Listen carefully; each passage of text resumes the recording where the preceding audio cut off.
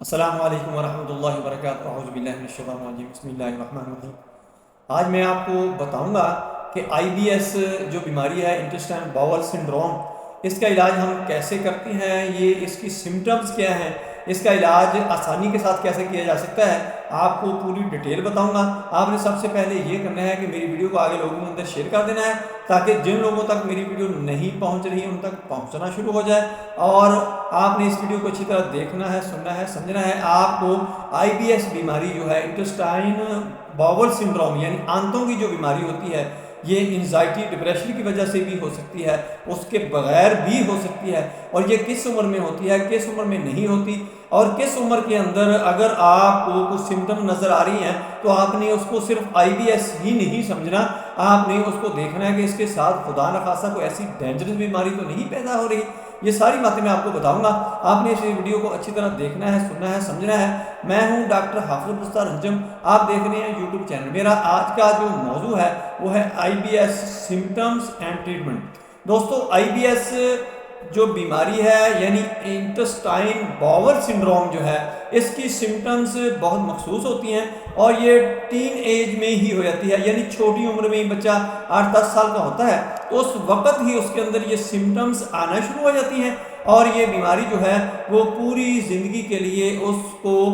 جکڑ لیتی ہے اور اس کو قابو کر لیتی ہے۔ آپ نے اس بیماری کی سمٹمز دیکھ کے آپ اس کی مکمل طور پر ٹریٹمنٹ کر سکتے ہیں۔ ہاں، اگر خدا نخواستہ 40 اباؤ کو بندہ ہے، اس کو ایسی سمٹم نظر آ رہی ہیں، تو پھر آپ نے آئی بی ایس یعنی انٹسٹائن باول سنڈروم نہیں لینا اس بیماری کو۔ اس کے ساتھ کوئی اور بھی بیماری ہو سکتی ہے، آپ نے اس کے ٹیسٹ کروانی ہے، ڈاکٹر سے کنسلٹ کروانا ہے، اور اس کو اچھی طرح ڈائگنوز کروانا ہے کہ آیا خدا نخواستہ ان کو کینسر ٹائپ کو یا اس قسم کی بیماری تو نہیں ہو سکتی۔ دوستو، اب ہم آتے ہیں اپنے اصل موضوع کی طرف کہ آئی بی ایس جو ہے وہ چھوٹی ہی عمر میں آپ کو اس کی سمٹمز نظر آنا شروع ہو جائیں گی۔ سب سے پہلے تو یہ ہوگا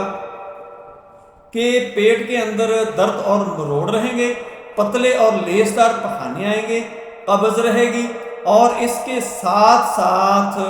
اس مریض کو یہ پرابلم بھی ساتھ ہوگی کہ جو آنتوں کی اس کی مومنٹ ہے وہ اکثر کبھی تو وہ بہت زیادہ سلو لگے گی، اور کبھی اس کو ایسے محسوس ہوگا جیسے جسم کے اندر پیٹ کے اندر کوئی چیز گھوم رہی ہو۔ وہ ایسی سمٹمز آپ کو بتائے گا۔ آپ نے ان کو مد نظر رکھتے ہوئے آپ نے یہ تشخیص کر لینی ہے، یا مزید اس کے ٹیسٹ بھی کروا سکتے ہیں، جس سے آپ کو پتہ چلے کہ یہ بیماری واقعتاً ہی آئی بی ایس کی ہے۔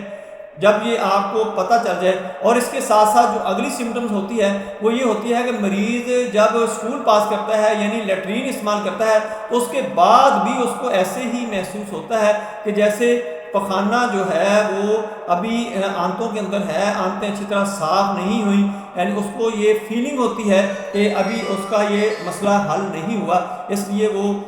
ہر وقت اسی میں رہتا ہے کہ ابھی بھی پخانہ آ جائے گا اور اس کو قضائے حاجت کے لیے اسٹول پاس کرنے کے لیے جانا پڑے گا۔ ایسی سمٹم جب ہوں گی تو سب سے پہلے آپ نے اس مریض کی انزائٹی اور ڈپریشن کو دیکھنا ہے، یعنی اس کا ٹریٹمنٹ بہت ضروری ہے۔ اس کا کھانے پینے کی روٹین دیکھنی ہے، اس کا سونے اٹھنے جاگنے کا سارا سسٹم دیکھ کے آپ نے ان میڈیسن کو استعمال کرنا شروع کر دینا ہے۔ یعنی سب سے پہلے آپ نے اس کو اگنیشیا استعمال کروانی ہے، دوسرے نمبر پہ آپ نے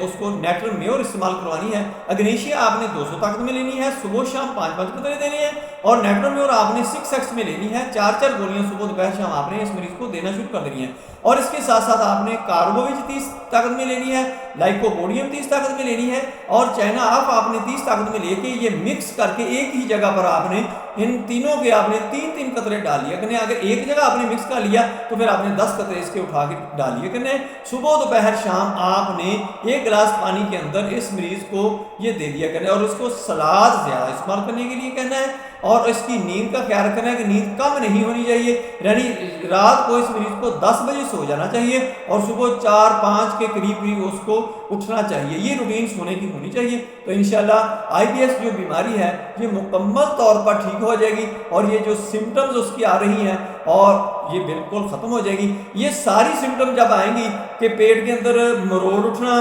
درد ہونا، قبض ہونا، پتلے اور لیسدار پخانے ہونا، اور اس کے ساتھ ساتھ خون وغیرہ نہیں آنا، وہ پس یہ آئے گی یا لیس دار پخانہ آئے گا، اور جب قضائی حاجت کے لیے جائے، اسٹول پاس کرنے کے لیے جائے، تو اس کو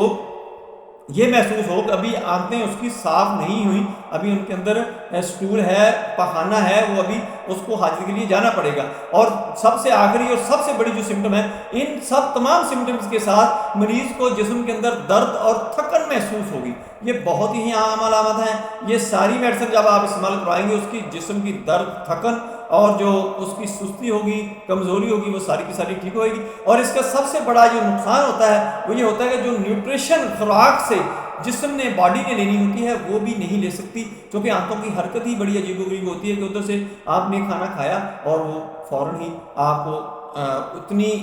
جو اس نے اس میں سے جذب کرنی ہوتی ہے خوراک، وہ اس کو ٹائم ہی نہیں ملتا اور اسٹول پاس ہو جاتا ہے۔ دوستو میری ویڈیو پسند آئے اس کو لائک کریں، دوستوں کے ساتھ میں شیئر کریں، بیل آئیکن کو پریس کریں، میرے چینل کو سبسکرائب کریں۔ اپنا خیال رکھیں، stay connected, stay happy, stay healthy. اللہ حافظ، السلام علیکم ورحمۃ اللہ وبرکاتہ۔